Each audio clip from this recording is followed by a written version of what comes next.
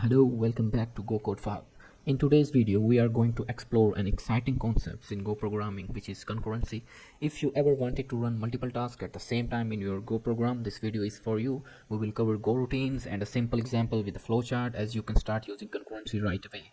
So first of all, what is concurrency? Concurrency simply means performing multiple tasks at the same time. Instead of running one task after another, Go allows us to run tasks in parallel. So in real world, the example is, imagine you're using your phone while listening to the music. You scroll through Instagram while the song is playing in the background. Both tasks are running at the same time. This is concurrency.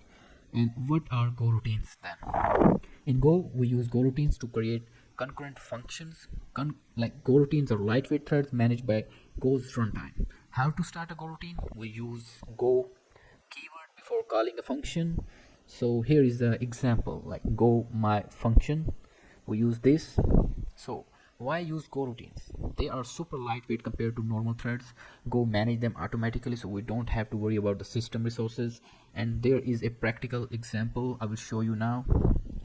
You can see here, in this example, you can see one function for print numbers and one function for print letters. Both functions are running at the same time and both are under wait group. I will share why it is under wait group.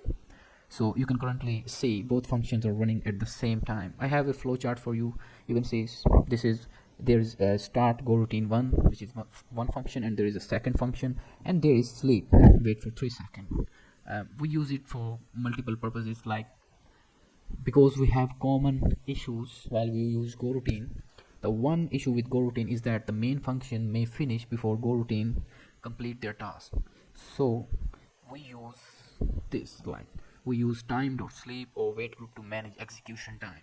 This is how we can fix while we're working with multiple functions at the same time. And if you think this was the shortest and simplest way to understand the concepts of Go routines, please hit a like button. Thank you.